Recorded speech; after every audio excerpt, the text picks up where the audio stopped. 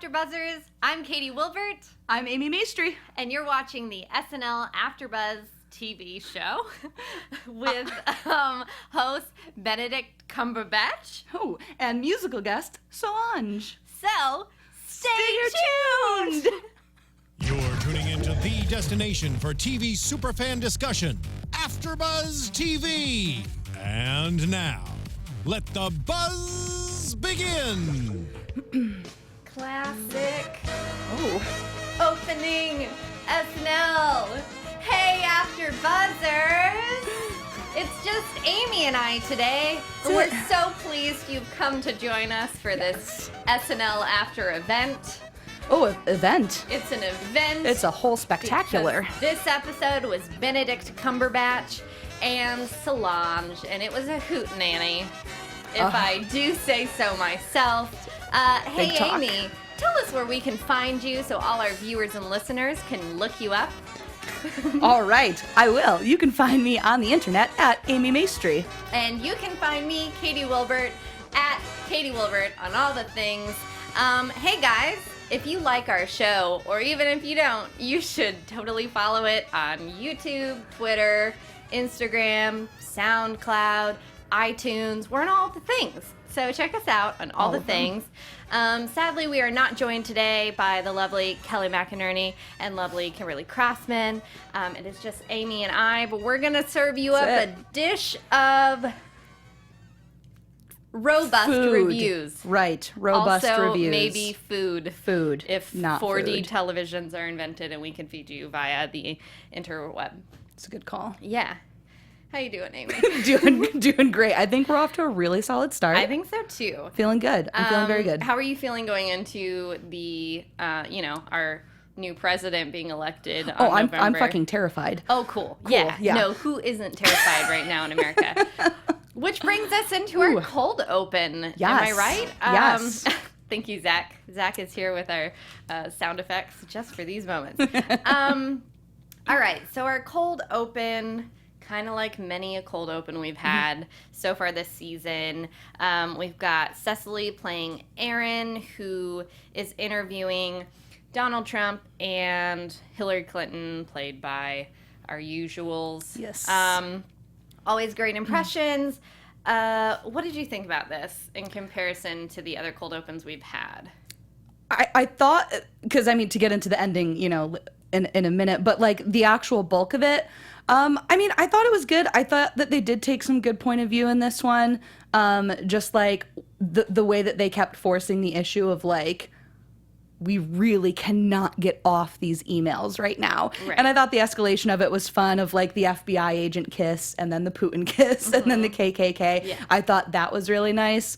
But I loved the line when Trump was just like, wait a minute, everyone can see my tweets and I'm still in this thing? And I was like, that is such a great line. Because yes, I don't know how you are still in this thing. It's so true. Like, yeah, and did you hear today that the FBI retracted their saying that they were going to follow through with any form of further indictment? Yeah. So, like, what was the point? And they're supposed to be biased. It's just crazy. Like, yeah. I guess that's what I felt about the cold open was, like, again, not to reiterate ourselves, but, like, how much crazier can they be in something that's already so crazy? Yeah. I did like the kisses game. I really liked that because I felt like that was a fun, kind of really heightened way to show Trump kissing the FBI and then Putin and then the KKK. I felt like that was a really good escalation. And then, I really enjoyed them breaking the fourth wall and talking to themselves and the audience and then like going out in the city and holding hands with everybody of different colors, shapes, sizes, just everyone, people who are voting for Trump, people who are voting for Hillary, to that amazing, what's the band, Arcade Fire? Song that, like, it was so happy, and I feel like that's how we all feel right now is, like, it's such a freaking bummer. Yeah. That it's, like, we have to pretend that it's all gonna be okay. Yeah, I think we needed this monologue right now. I think it was good. They got the stuff out that they needed to, and then they just had fun with it, and we're just like, yeah, like, it's been crazy, and we need to just, like, be happy again and like lighthearted and hug people that we don't like that have different views from us in politics. And I really enjoyed it. I think it shifted it up, and I thought it was interesting too. Like, they don't typically take a stance like that and do something. And I mean, like, I liked at the end too when they were just like, we're not telling you who to vote for, but go vote. Like, you got to get out and go vote. So I thought it was cool that they did it. I liked it too. I thought that was really interesting.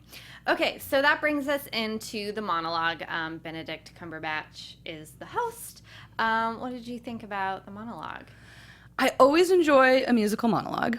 Mm-hmm. I thought it was fun, and I get what they were doing, but it never totally landed for me. Okay.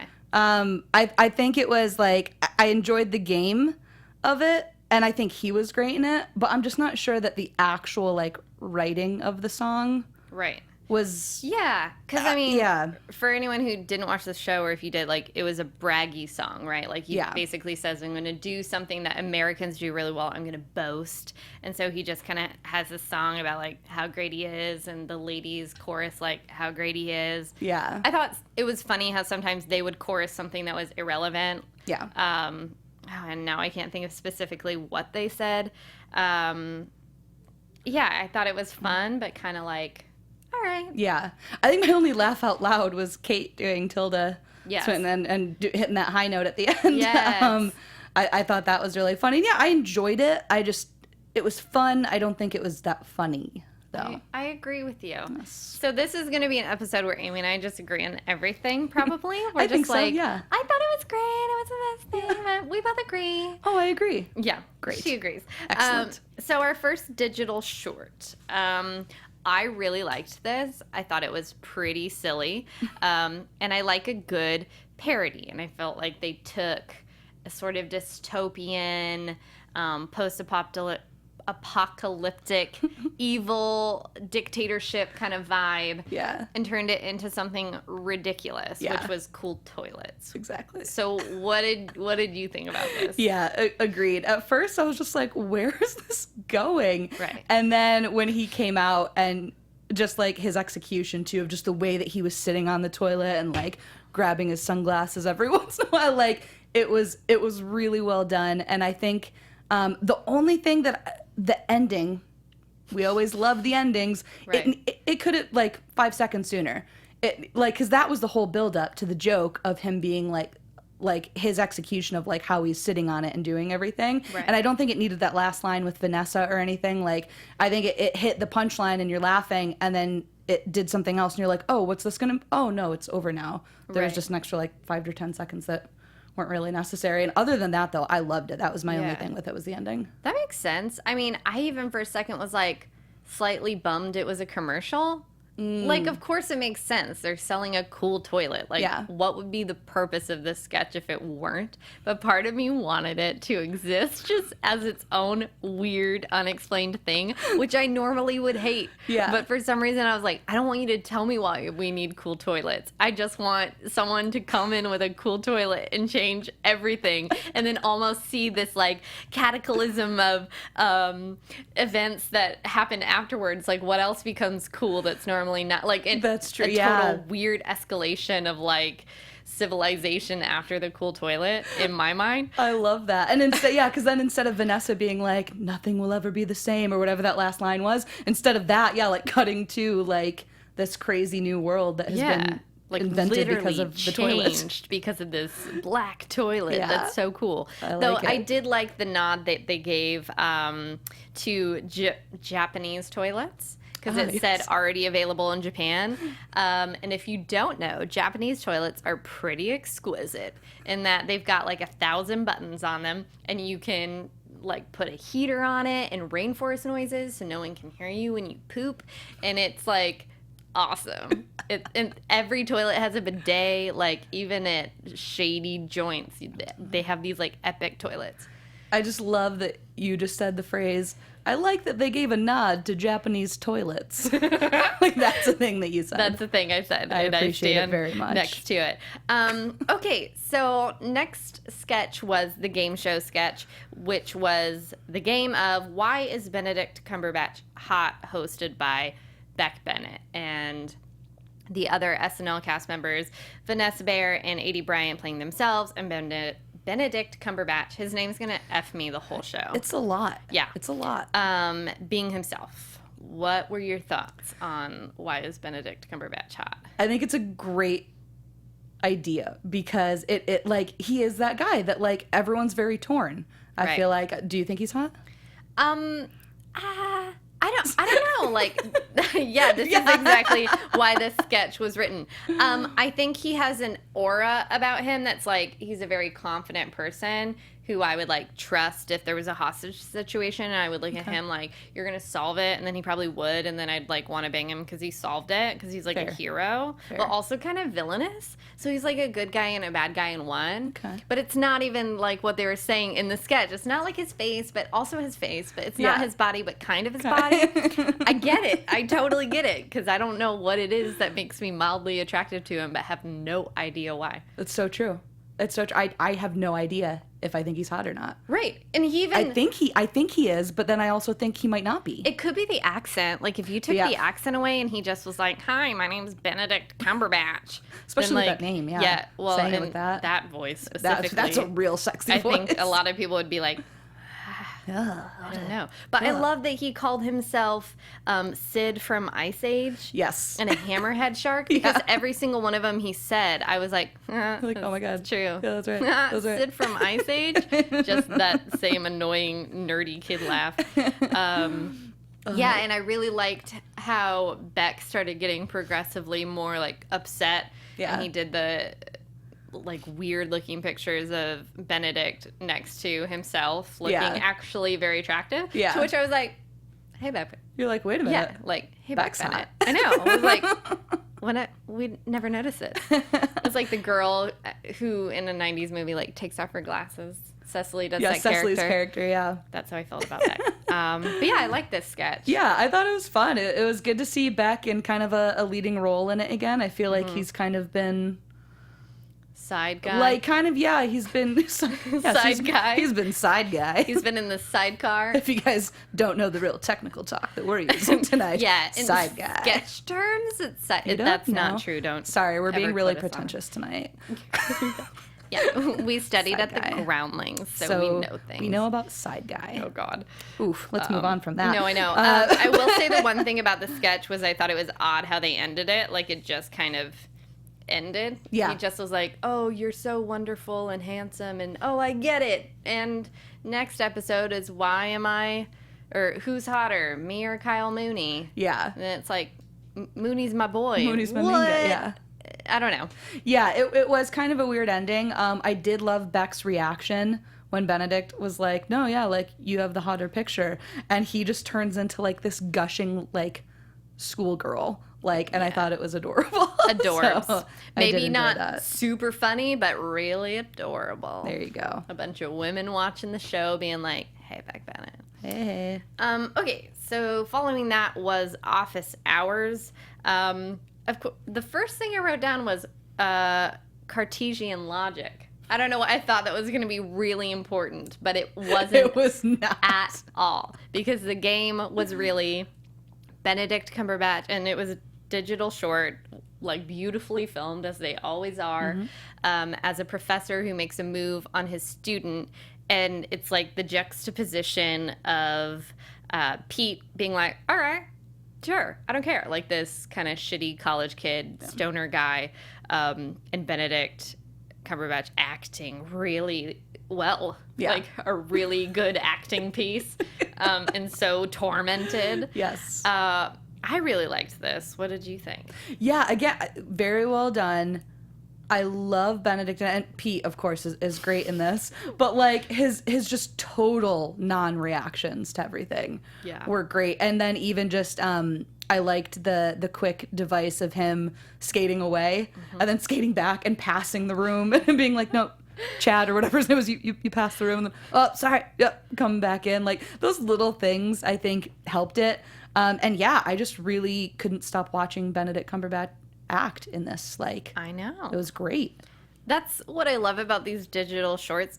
And I think I refer to this often, but the Ryan Gosling one where they put him in the digital short where he was obsessed with Santa. Yeah. Like, what a great way to just showcase someone and comedy by just having them act really well. Like, that's all you have to do. I think it's better than giving them a goofy character that maybe is out of their wheelhouse. I don't know. Yeah, whenever it's like grounded in some sort of drama or like more truth to it than just being like silly or goofy. Actually, my roommate Marnie was actually, that's kind of like, we were having a talk about that like that kind of comedy is so special, and it's really like where you're able to really act a little bit more, right? And kind of stay on that serious tone and just be able to dig into something different.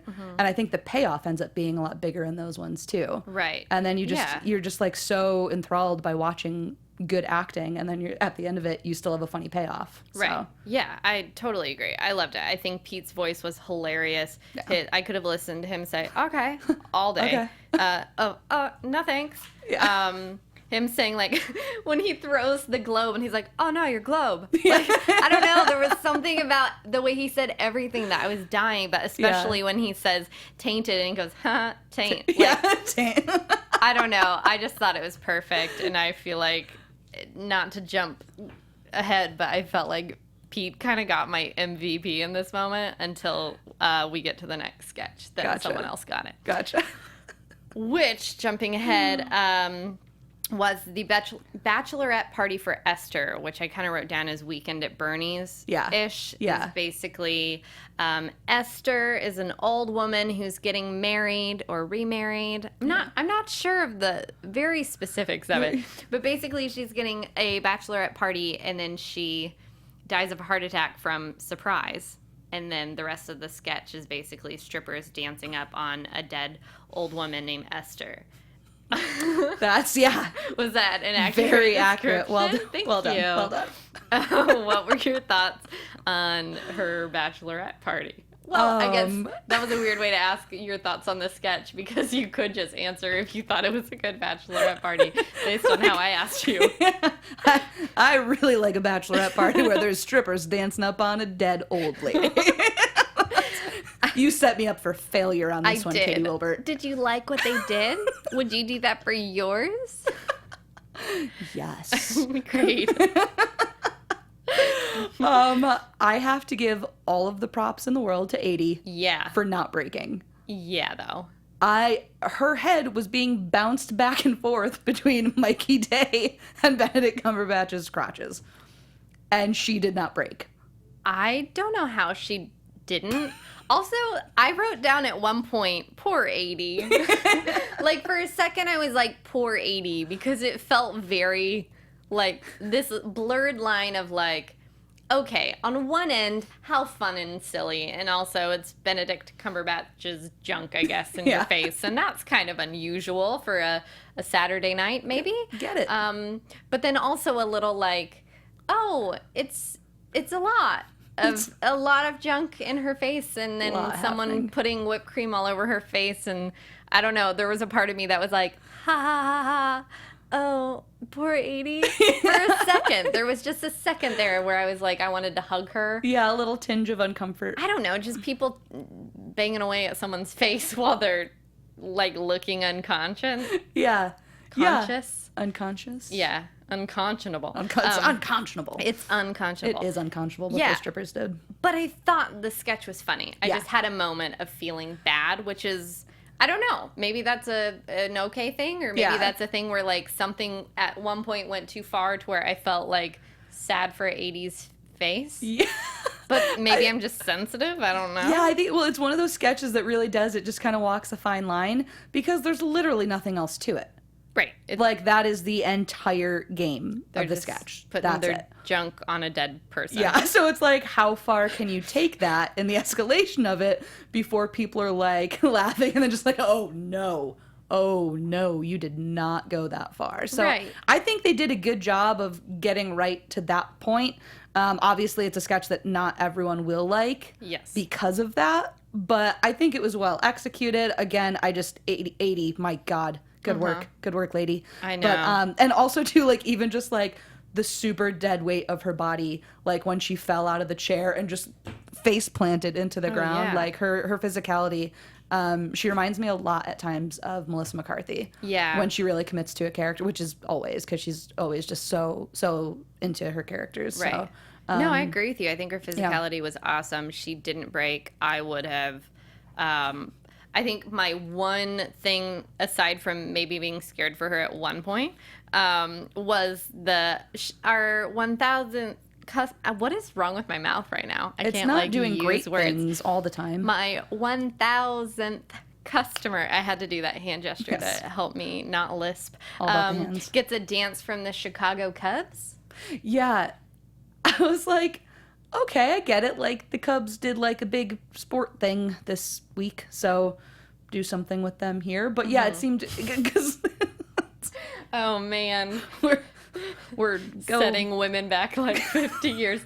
They did like this big sports thing. I'm pretty sure they won the football all the time. Oh, no. We're the Did you watch worst the World tonight. Series? I did not. It was pretty exciting. Yeah. But then I played softball for 9 years, so I like know the rules and stuff. Yeah. So I still sound so girly. I know the rules and stuff, so I can get into the game. But for real, it was like a really exciting game. Yeah, And the girl that I that's- nanny for is obsessed with the Cubs, so it was like a personal moment for me. Gotcha. Even considering I felt like it was a weird thing to bring them in here. Yeah. When they brought them on at Weekend Update, that felt appropriate. But then, Yeah. I don't know, like, sure, if you've got the Chicago Cubs, throw them in a sketch, I guess. Why not? But, yeah, it seems if you got the Cubs, use them. Make them also look like they're going to bang a dead body. Yeah. I mean... Hey, Cubs, want to come bang a dead body on SNL this week? Who's going to say no? You just won the World Series, but we can have you bang a dead body. I mean, win-win for them. Oh boy, What was your high It's going point? into a weird place now. We don't condone banging dead bodies. It just was what the scene This was. is not going great. So hey, The views expressed herein are those of the hosts only and do not necessarily reflect the views of AfterBuzz TV or its owners or principals. thank you, Zach. Very fair. They do that. They do that merely to protect themselves and not help us out in these awkward moments. Yes.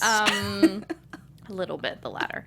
Okay, so the musical guest was Solange, whose name I really like saying. Yes. I thought the staging was interesting. I liked her outfit.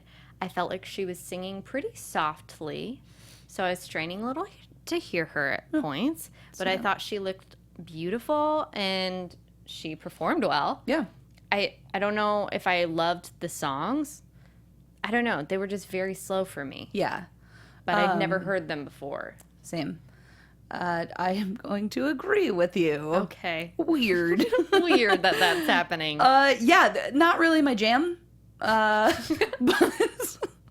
But that's fine. Starting off on a positive note. But yeah, I agree. The staging was really cool. I loved all of her like background, like the dancers and all the musicians behind it. Like I enjoyed watching the performance. Yeah, like visually Yeah. very stimulating. It was ethereal. Yes. Very ethereal.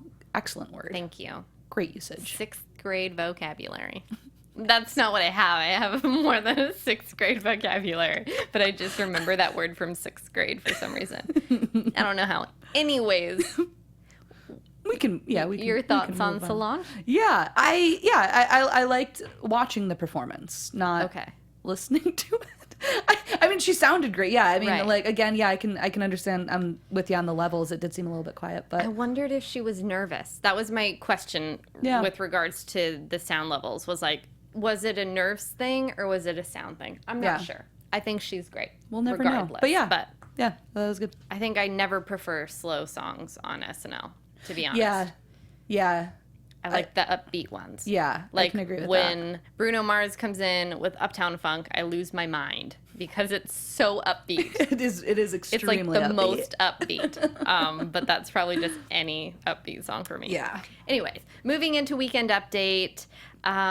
Lots of jokes about the election is mostly Yes. what it was, which Yeah. is kind of par for the course this season. What did you Yeah. think about Weekend Update? Yeah, I thought it was kind of hit or miss. I did so much enjoy that Colin couldn't even get through his joke about Melania Trump taking a stand against cyberbullying before the entire audience just started laughing. Like, all he had to say was, Melania Trump has taken a stand against cyberbullying, and the whole audience lost it. I was like, again, this election, it's tough because like the jokes are already there. Right. And I mean, I think they did a good job with turning some of these things into a further joke and taking the point of view on them, like we've talked about a lot. But I just thought that was so funny that like, yeah, it's literally all you have to say and you already have a laugh. Oh yeah, I loved it. And if you haven't watched the video of her doing the speech, you should. It's worthwhile. I mean, what she's saying is very valid. It just is being delivered in a way that I guess I watched the video, I felt like it was very kind of robotic and yeah. Well, it would also be more valid if her husband didn't start Twitter wars with people and calling them fat slobs at 3:00 in the morning. Yeah, so totally. I'm being really PC, and I love that you're just saying it. I'm like, she looked kind of robotic, but it was great because there was a message. I'm just like, her husband calls people fat slobs. I mean, yeah, there's validity in what Amy's saying. I did like their punch on it, though, that Donald said it was sad, fake, and gay. Yeah. Her speech, which I thought was really funny. I loved that they brought Church Lady on. There were so many good jokes in there that had me laugh out loud. I loved that Jesus loves a good joke. Why did I write that down? Maybe you're just like, I knew it. Because he does. I knew it. No, it was Jesus is not on the ballot, which I thought was clever. Yeah. And then I liked the sound effects of her saying Satan, that he was going to write Satan in on the ballot. Yeah. Classic church lady. I loved calling Trump a riverboat gambler with a big tummy, and I think it was a pumpkin head or an orange head. Yeah. Big orange head. And saying you're not the crispiest chip in the bag. I don't all excellent. know why crispiest chip in the bag was so funny to me because I'd never heard it, and I was like, that's the best metaphor for someone not being the best. Yeah, I've never heard that before, and I love it. Because a crispy chip is a good chip. It's a real good chip. It's a real good chip. If it's soft or too salty, like who wants not good. Who wants a soft chip? You want a crispy chip. Oof. Anyways, those were my thoughts on Church Lady. I love that she started talking about how much she likes Westworld. Yeah. And then Colin was just like, well, I mean, yeah, I love that show, but I'm kind of surprised. And then, you know, the joke when she was like, should be more like West Hollywood, totally flatlined. Did not hit. I thought it was funny, but Well, I wondered if it was too alienating because how many people who don't live in LA know anything about West Hollywood or what makes... Because prior to moving to LA, I didn't know there was anything different than Hollywood in Los Angeles. That's what I was thinking. I was like, I don't think anyone in that audience is from LA or has ever been to LA because it totally flatlined. And yeah, it is a very, like, if you know West Hollywood and Westworld also, because... So actually, yeah, on two different tiers, if you're not familiar with that show, even though she had the setup of, like, talking about, like, cowboy, like, you know, the setup of it a little bit, but, like, if you're not familiar with the show and you don't really know, like, the stereotypes of West Hollywood. Right. Understandable, but yeah, I was like, and ooh. Westworld's new. Like, there's a lot of people watching it, but there's also a lot of people who haven't caught on yet. So you're right. That would be kind of alienating. So it was, like, a risky joke, I think. Yeah. But I found it funny nonetheless. Yes. And then, of course, the Cubs and Bill Murray came out singing the real song that is Go Cubs Go. Very Cubs oriented, but that's also because a lot of improvisers come from Chicago. Yeah. So there are a lot of people on the cast who are from Chicago. I know, isn't Kate, or at least Kate, 80, and Cecily were at some point at Second City, Chicago, right? I think so. Maybe not Kate. Now that I'm saying it, I feel like she was in LA for a bit. Yeah. Anyways, a lot of people come from Second City, Chicago. Yeah. A lot of writers and stuff. So makes sense that there's a lot of Cubs fans on the cast. I'm pretty sure Jost is a huge Cubs fan, right? Huge That's the one Cubs he's always fan. talking about, Yeah. So that was cool. Yeah. And always cool seeing Bill Murray. Yeah. He's so wonderful and I strange. just love seeing him pop up everywhere because he does literally just pop up everywhere. Right. So. There's that story that he will do that to people and be Yeah. like, no one will ever believe you. And then they tell the story and we're like, Love it. Did you meet Bill Murray? Cool guy. All right, moving on. We've got the Bobby Flay Steakhouse, which is not the name of the sketch. It's just the location of it. It's another Gemma sketch, right? So I feel like this is like the first time I've seen Kenan in this episode. I specifically noted that because I was like, it has been refreshing. And I felt like he was fine in this sketch. Like, I also know that we feel slightly differently in that I know you really are over it. He's been on it for so long. I think I'm like, kind of don't mind. I get it. I get when it's too much and it's an entire episode of Kenan. But I think it was nice to see him for a second. I love Gemma. I think for a second I was like, oh, this again? It felt like maybe we'd seen it too much. But then it was just as delightful as it's ever been for me. Yeah. Her really thick accent and sounding like a GPS saying, recalculation. And I really liked Benedict Cumberbatch as Ricky Diamonds. Yeah. He was great. And I think they changed it up a little bit in this too, like with him trying to do the magic act and like bringing the gun in, and like I think that like shifted it a little bit, which was good because I kind of did the same thing. I was like, ooh, I don't know if I want to keep because this is a character that can only go so far. Right. You know, like you can only do it so many times in my opinion, but I do still laugh every time because that accent, just the way that she delivers it and just the way that she's so stiff vacant, and right? like so fake. Yeah. And the song, whenever she sings, it always gets me when she sings. So I think, the fact that they changed it a bit, that Benedict was so good in it. And then Vanessa and supporting, Vanessa and supporting. Vanessa and supporting side guy. We've put Kenan in the sidecar. He's the side guy, but it's always gonna make me laugh when she does it. So yeah, I think so too. Yeah, great. We agree. It was a fun sketch. Weird, so weird. I'm sorry that we don't have more differing opinions. Yeah. We could do it just to spite you, but then we'd be lying if I were like, I hated this. I hated this so much. But then we both agreed. So damn it. We're not even good when we try that. But I liked it. So how about this bomb scene? Which is what I named the sketch. There are actual names for sketches, but I like to name them myself. So this was making fun of the third Die Hard, which I only know because my boyfriend told me that. I have never seen a Die Hard movie. Either have I. Oh, great. So we're the foremost experts on this sketch. You got this. But I did get a little info on Die Hard. Okay. So yeah, I guess the villain is always doing these riddles and rhymes and stuff. And I guess if you take that knowledge, then this sketch was pretty funny. I liked, I think my favorite part about it was Kyle Mooney's character, Ron. Yeah. With his weird chiming of like, hey, what if you did pictures? Pictures instead. Like, I thought that was really fun, and I think it's a weird, or not, I read weird ending.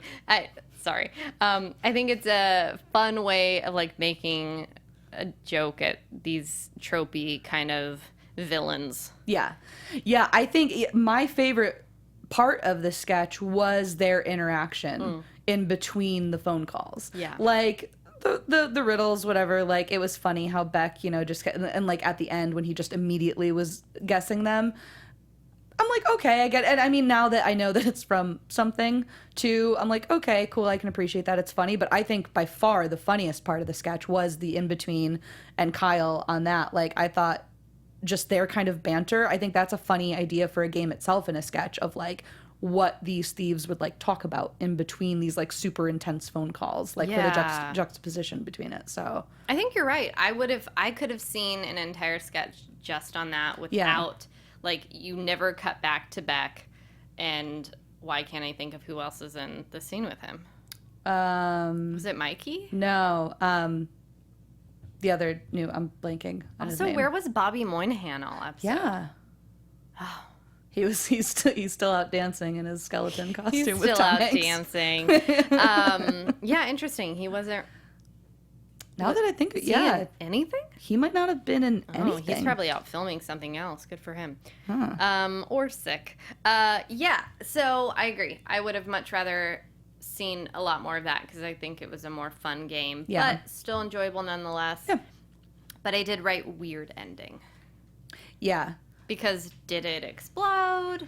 Yeah. Does the game keep going? I don't know. Yeah. I feel like a lot of their sketches where it is kind of like high stakes things like this, they do just like kind of teeter off and then you're just like, left kind of confused, or they have some big massive ending that just makes no sense. Right. I remember there being one where everyone got killed in a car accident, but it was so not related at all to the exactly sketch. What I was thinking of.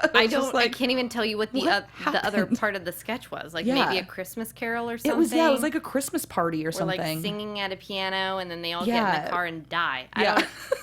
It like hard left turn in a way that was like, nah. Yeah. But I think to SNL's credit, like it is not easy to write a good ending to a sketch. Like even Monty Python would not end their sketches sometimes and just have like cartoons that would lead you into the next sketch. Because like sometimes you write the funny and then you're like, I don't know, it's not a movie. Yeah. Like where do I end it? Where do you go? Yeah. I get it, but yeah, I felt like maybe I was left wanting an answer or more of a button. More of something. I don't know. So the last sketch of the show was meeting with Mr. Shaw, who was a statue eagle in a suit.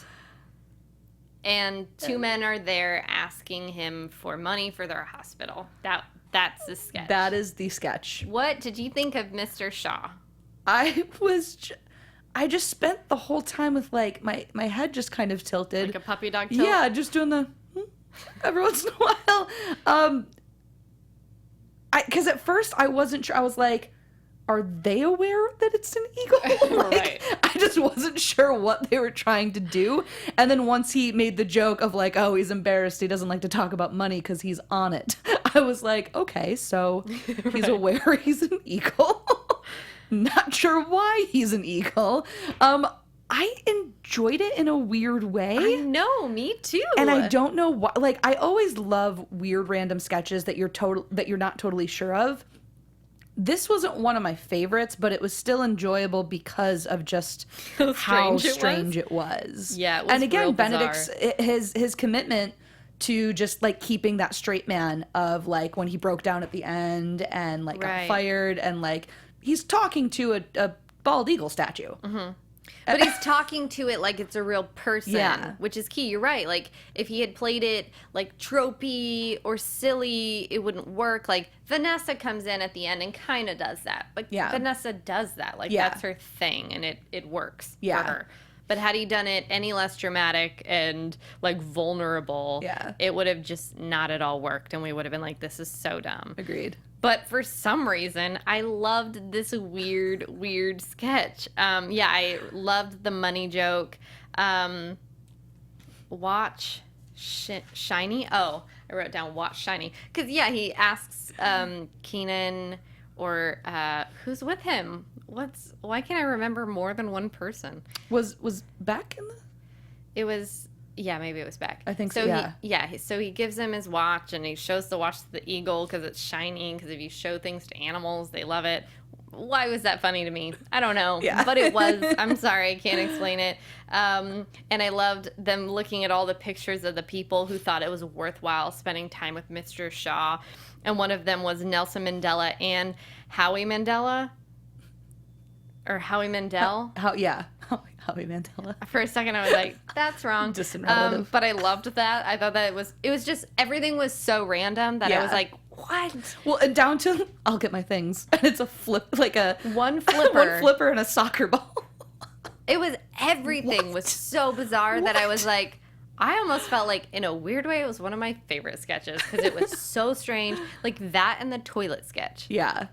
And I think they were kind of out there in Wackadoo Town, and for some reason I was watching this like, that was good. This makes no sense, but I'm okay with it. Maybe on a different day I might be like, what? Yeah. But today I was like, meeting Mr. Shaw, real funny to me. And it kind of, when we brought it back, it kind of reminds me of his baby character. Yes. Because, I mean, that one, he's actually the character itself, but the people around him, like the assistants and everyone, just acting like it's a normal thing. So like normalizing that and like playing the straight men around it. So it kind of reminded me of that type of game, but different at the same time. That makes sense. Yeah. What would you rate the episode overall? I know we don't always do that, but we're doing it now. I'm going B+. I felt B+ too, and I'm not just saying it. I said it to someone else earlier this evening. I said B+ because I did laugh a lot. I don't think it was the best episode I've ever seen. Yeah. But it was still a pretty solid episode, and I think in part because Benedict Cumberbatch really held the show. And he was great in everything he was in. Yeah, I think the writing overall, I don't actually think was that great. But there were pieces in it that still made me laugh in each sketch. So overall, even if I was like, okay, I'm still not totally sure about parts of the sketch or whatever. Yeah, between like the commitment from Benedict Cumberbatch and like everyone else in it, and just there being those little nuggets in each one where there was something to pull that still made me laugh in each one, even though. And dude, their schedule this year, they're cramming it in for the election. I mean, they did 4 weeks on, 1 week off, and then they're back at it. So I mean, that's a hell of a schedule to be working with. That's so nutty. Yeah. And they work insane hours. Yeah. SNL, we're not worthy. Well, hey, I thought it was a great episode. I thought it was so fun. I'm looking forward to next episode. Let's wrap this puppy up. Hey, yeah, and actually, Amy, I was going to say, too, Dave Chappelle, He's coming. Yeah, and I don't think I'm trying to think, like, if he's hosted. He has not hosted. Okay, that's what I was going to look it up. And Zach, like the sound of God saying in. he has not hosted yet, but he is hosting very soon. Yeah. So I am excited to see him. And I think that's going to be the first one after the election, so. Oh, boy. Oh boy. Oh, perfect. Boy. What a perfect person. Yes. All right. Amy, where can we find you? You can find me at Amy Maestri. And I'm Katie Wilbert, and you can find me at Katie Wilbert. Thanks for tuning in, AfterBuzzers. We will see you later. Bye. Bye. From executive producers Maria Menounos, Kevin Undergaro, Phil Svitek, and the entire AfterBuzz TV staff, we would like to thank you for listening to the AfterBuzz TV network. To watch or listen to other after shows and post comments or questions, be sure to visit AfterBuzzTV.com. I'm Sir Richard Wentworth, and this has been a presentation of AfterBuzz TV. Buzz you later. The views expressed herein are those of the hosts only and do not necessarily reflect the views of AfterBuzz TV or its owners or principals.